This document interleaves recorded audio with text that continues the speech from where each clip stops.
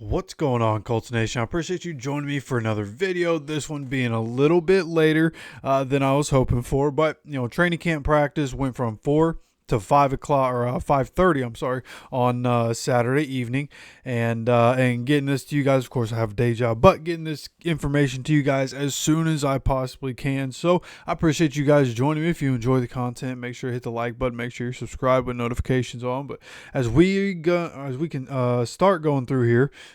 We are going to start with Stephen Holder with some good information here. And not sure what part of practice is from. We'll go over everything as we continue to go. Of course, a lot of this is going to be about the offense. That's what everybody's reporting on. That's what everybody wants to know about. Now, I would like to know about the defense. Seemingly, defense had themselves a day. Offense, at least Anthony Richardson and Tyler Warren and Anthony Gould, able to have good days yesterday. Offense seemingly found a rhythm yesterday against the defense. But today, it seemed like it was more hit and miss with the offense. Defense making plays. There were one-on-ones. Charvarius Ward ended up with an interception. We'll see that later. Different guys coming into this and being able to make some noise on the defensive side of the ball today. So let's go ahead, switch you guys over here so that you can see what I'm looking at. All right, and got to try to remember where you guys are at here. Okay, because got it a bit zoomed in. Okay.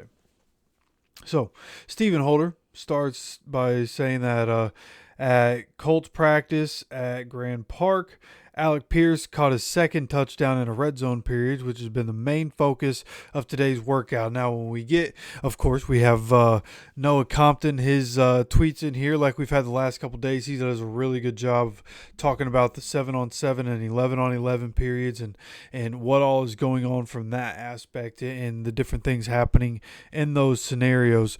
So we have those notes coming up later, and we'll see a little bit of that. But Alec Pierce, heavily involved in the red zone with his jumping ability, as big as he is, his catch radius, you would just kind of expect that, and his quickness, short area quickness, has gotten a lot better, and able to probably get off the line of scrimmage a lot better, I assume, as a part of his game.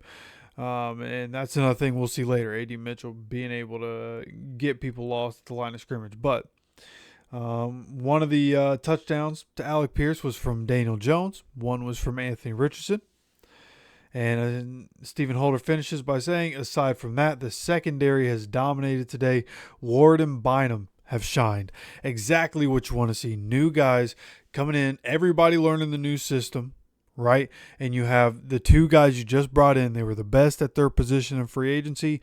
They're the guys, when the defense has a good day in practice, it's because those guys are having a good day in practice. So really good to see secondary really doing their thing without pads, right? Defensive line, again, can't really be too much of an object to really hold in it. Like you just look at the physicality's not there. I guess is what I'm trying to say when you don't have the pads on. So it's hard for the defensive line to really have an impact.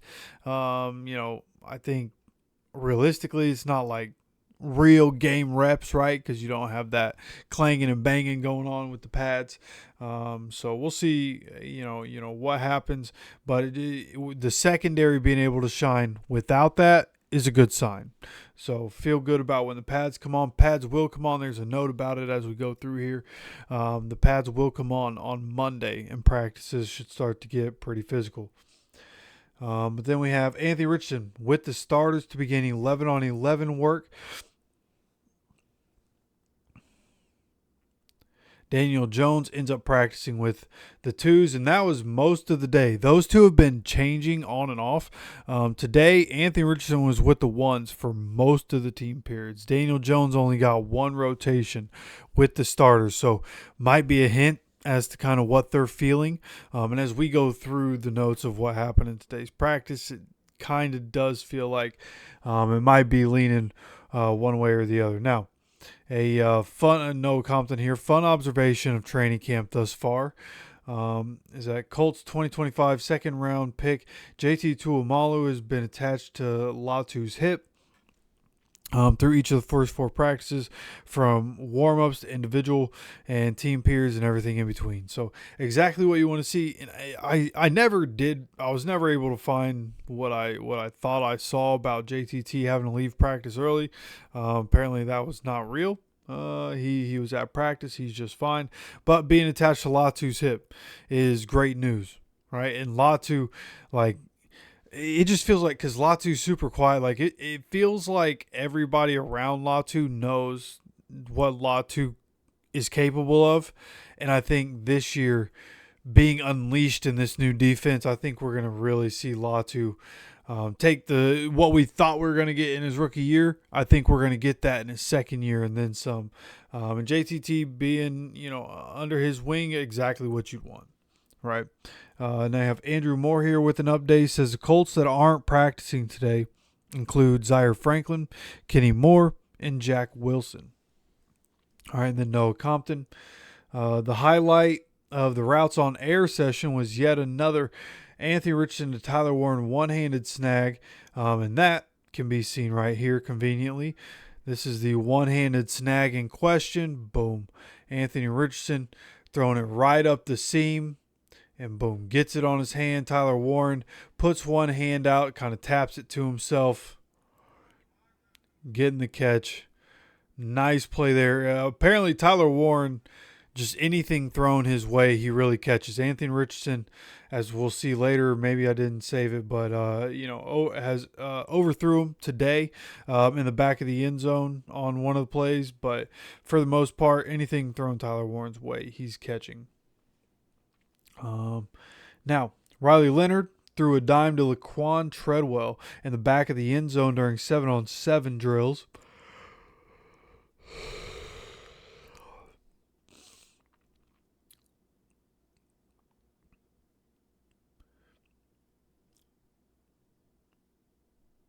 And shout out to Colts fans giving it up for the rookie. Colts fans gave an approving roar after that happened. So shout out to Riley Leonard finally making something happen, at least something noteworthy happen.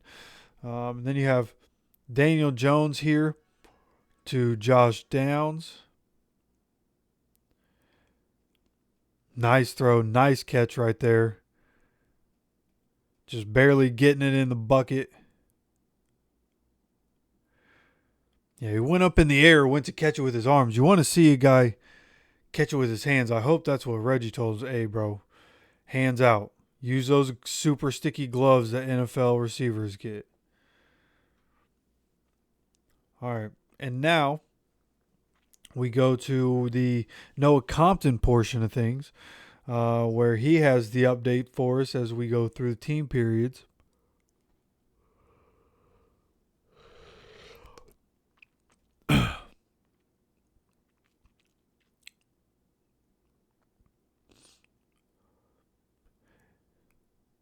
And again, a lot of this is focused in the red zone. So the first red zone team period of training camp had Anthony Richardson with the starters.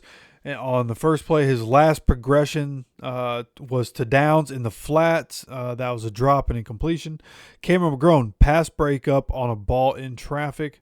Then you had multiple rushes that scored, including an option to Jonathan Taylor. So running the ball near the goal line, not a problem. First 2 plays, tried to pass it. That didn't work out.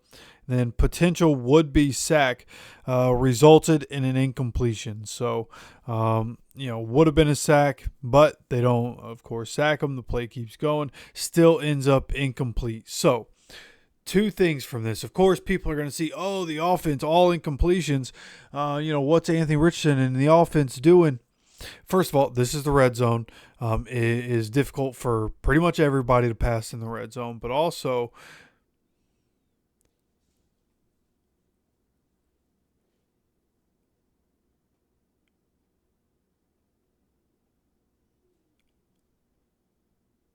why don't we give credit to the defense, right? Like, this is a defense that they're operating with a new scheme, a new defensive coordinator, trying to figure things out. And after a tough day yesterday, defense bounces back in a big way. They go out there, compete against the offense, and end up having themselves a big day. And they start well in the red zone. And if that's what that's what I am thinking is, if we can go into the regular season with a defense that doesn't let people score, at least you're not scoring with ease against this defense in the red zone, then I'm happy with that, right? Then it's an improvement from the Gus Bradley defense. So, that's, when you want to look at the whole picture, right? Yes, at some point in training camp, you want the offense to win a red zone day and do it convincingly. But for early in training camp, for this defense to come out, have a good day, for the secondary to really show out today, I'm happy with that. From that standpoint, again, you want consistency from the offense, but it's training camp. Those things will come in time. Now, next update. For the first time of Colts camp, we had one-on-one, some notable moments. Charvarius Ward, picture-perfect coverage on Michael Pittman Jr., had an impressive interception. Anthony Richardson throws outbreakers, have been a thing of beauty. Seen a lot of videos of those. His throws towards the sideline, they're right on the money. A lot of his throws near the side, whether it's short or intermediate, on the money. Exactly where they need to be on the sideline. So good to see that. And Daniel Jones was super late. Didn't even throw the red zone fade once. So not great from that aspect. That seems to be a common theme. Daniel Jones hesitant to throw. Maybe it's confidence. Maybe it's reads. Maybe it's all of the above. Who knows? But that's something that has always been a problem and continues to be a problem for Daniel Jones. Now, next note here, Jalen Jones. I believe this is one-on-ones here. Jalen Jones had a great period versus Alec Pierce and A.D. Mitchell. Love to see that. Two dynamic receivers, very quick. Jalen Jones being able to stay on him. And then Mitchell losing folks at the line of scrimmage with his release package. There's no question about him being able to get open. Question is about him being able to hold on to the ball, and we'll see that again coming up soon. Now, for the second 11-on-11 red zone period, had Anthony Richardson with the starters as well. There was a potential would-be sack, once again, ending up in finding AP on hitch. So given the time, he was able to find Alec Pierce. AR on the next play climbs the pocket, high ball near the pylon, incomplete. So just stepping up in the pocket in the red zone, sails it over the receiver. You want to see him be able to hit those, but without video, I don't know what the defense was like there. I don't know, if they were jumping with the receiver and it had to be a high pass, So I don't really know about that one. Beautiful throw on the run to his left to Alec Pierce for the touchdown. So that's the touchdown that they were talking about earlier, that we mentioned earlier, about Alec Pierce getting one touchdown from each quarterback. Throw on the run to his left. Seems like, for the most part, throwing on the run to his left, not really an issue. He can switch the hips and throw well. Stepping up in the pocket definitely is an issue. He tends to overthrow there, and then throwing to the right, or running to the right and throwing, especially going towards the sideline, has generally a little too far outside. So want to see him hone those things in as we continue to go, and just want to see him be able to be more consistent from that aspect. All right, then we go on here. Noah Compton says, first 7-on-7 is a red zone period with Daniel Jones with the starters. And he starts with a fade to Tyler Warren, which was incomplete. Good ball, but better coverage by Joe Bachie. So that's great news. Joe Bachie continuing to make plays in practice as he fills in for Zaire Franklin in that spot. And then the next one, throw behind to a wide open Downs on a slant. So once again, late. Then quickly found Josh Downs on an end breaker on the next one. Then off the hands of Michael Pittman Jr. in the back of the end zone. I'd like to know if that was off his hands too far outside, or off his hands he dropped it. But either way, incomplete pass to Michael Pittman Jr. And then he held on to the ball for too long, seemingly a read issue, which doing that in 7-on-7 is crazy.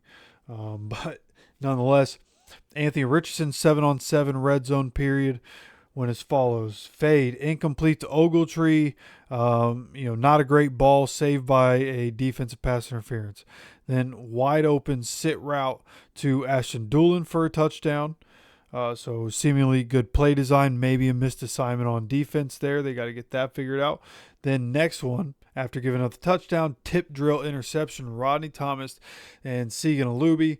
And they're in the red zone. That's what you have to be careful for. They're going to be there aren't big lanes to throw in at all. It's compact spaces. Guys get their hands on ball, and boom, tip, interception. Good job by the defense there.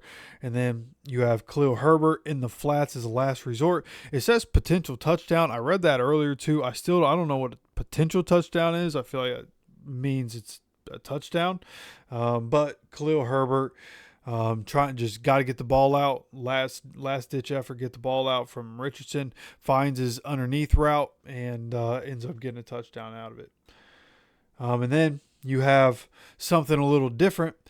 It says this just happened. Cameron Bynum intercepts Shane Steichen and takes it to the house. A full 11-man celebration from Bynum and the starting defense.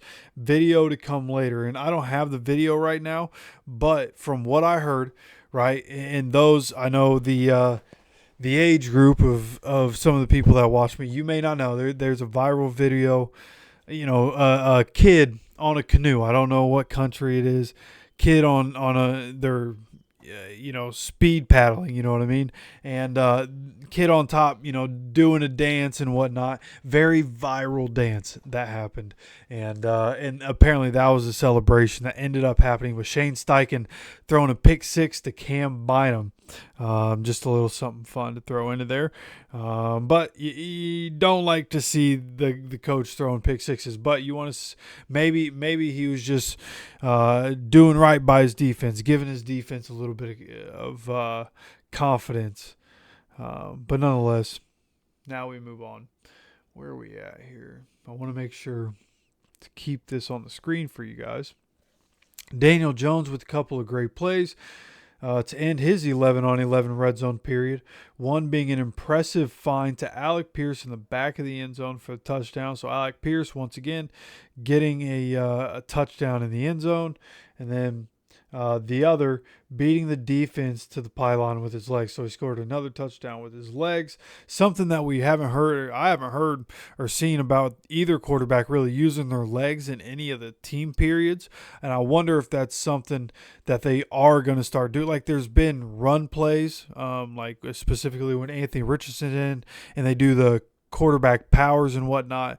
But it's just interesting. I haven't really seen too much of the quarterbacks running. Like at what point does that become an emphasis for the offense? Maybe they're just waiting for the pads to come on. Not that anybody's going to touch the quarterback anyways, and maybe that's why they're not. But I just feel like at some point the defense is going to need to prepare for the running quarterbacks we're going to see this year.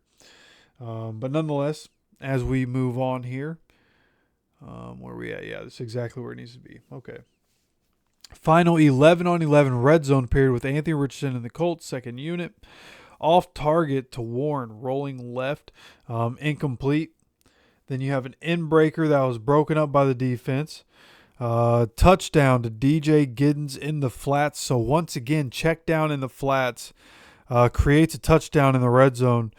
So maybe something for the coaching staff to need to look at. Hey, why are we having this issue? Is it what we're drawing up? Is it what the offense is doing? Why can we not hold up in the flats and giving up touchdowns, right? Will that get corrected? And then a QB rush for a presumed touchdown. So just as I start talking about not a lot of quarterback rushes, but I did see this one. It was another like QB power to the left, easy touchdown, walks right in. Same thing we've seen so many times, right? Has too many blockers for the defenders that he's going to, and easy walk-in touchdown from about 2 yards out. Then you have the final Colts period in a full-length drive situation with Anthony Richardson and the starters. AR barely missed Alec Pierce on a deep out. Would love to see the video of barely missed and how close that was. Though AP did get his hands on it, so I'd like to see the video on that if he got his hands on it. Then he has a beautiful seam ball to Mo Alley Cox for 25 yards. Then a miscommunication between him and Michael Pittman Jr., and they ended up talking it over afterwards. And it's funny, I saw somebody say, and I think it was actually one of the Bring the Juice guys, was on Twitter saying, like, oddly enough, of all the things, Anthony Richardson really hasn't had a good deep completion. And he's able to have, find Mo Alley Cox 25 yards down the field. That's good. He tried for Alec Pierce. But you got to assume Anthony Richardson about ready to start uncorking it. The pads are coming on. It's time to get going. So what we're going to start seeing Monday is going to be really what we're going to be looking for from a physicality standpoint. This is when the pads come on. That's when you start really seeing who's going to show up and show out. Then as we continue to go here, same period for Daniel Jones and the backups, right? Full length drive situation here for Daniel Jones and the backups. There were a couple of pass breakups, so again, secondary doing their thing. Got a good chunk game on a DJ scramble. So once again, second unit with DJ. Another opportunity or another spot here where they're really only getting something going when it's with his legs. Hit A.D. Mitchell in stride for 10 to 15 yards after the catch. Love to see that. A.D. actually catching the ball. Then next play, overthrows A.D. Mitchell. Now, there is another note here. Shout out to Derek from Bring the Juice. Good notes here from presumably, actually, I don't know where this would be, but whatever this might have been, AD, this is really what I wanted to highlight anyways. AD with a drop on the sideline, AD with a drop again on the slant. You can't have it, dude. AD's drops are consistent in practice. They were consistent last year. And at some point there has to be an answer for it, right? Then Jones scrambles for 10, incomplete on a comeback to Doolin. Giddens runs for a couple. But then AD able to come back. AD with a big 30-yard catch. Some good yards after the catch. Giddens for 5 and then thrown over AD's head. And you see, the problem is that, and again, we're going to have pads on Monday. The problem with AD Mitchell right now, dude, is that like he can get off the line of scrimmage and get open. Like, that's not a problem. Him getting open is not a problem. Sure, the quarterback getting the ball might be a problem at different times, but him getting open, not a problem. His route tree, not a problem. The problem is him catching the ball. And he can do everything, and you can put him on the field, and he can be incredibly dangerous. But if you send him downfield and he can't catch the ball, then it's all for naught. And you might get your quarterback hit if you're waiting on a guy to get downfield. So we're going to end up in a situation where A.D. Mitchell, because he can't catch the ball all the time, he can't be relied on all the time to catch the ball, he's going to end up in a situation where his role is a lot like a Curtis Samuel, like teams have used Curtis Samuel, where it's a lot, screen passes, line of scrimmage, RPO, bubble out and behind and have blockers in front of you, just because he's so electric with the ball in his hands, right? End arounds. He's so good with the ball in his hands that you want to be able to put him on the field and let him make plays, but bro is just so inconsistent with his hands right now, and that's got to get figured out. That has got to get figured. He could be so special, bro. Just hold on to the ball. Just hold on to the ball, bro. I don't know what the issue is there, but he's got to get that straightened out. I hope he does. And again, for the most part, defense had a really good day here on day 4 of training camp. There is going to be some a day of break, right? No practice tomorrow. We will still have content, but no practice tomorrow. But that is the update for today. And again, with everything that we've learned over 4 days, we'll have more conversations tomorrow. So if you enjoy the content, make sure you hit the like button. Make sure you're subscribed with notifications on so you continue to get notified anytime we drop any content on this channel. Of course, I appreciate you stopping by for another video. And as always, take care of yourself, take care of each other, and go Colts.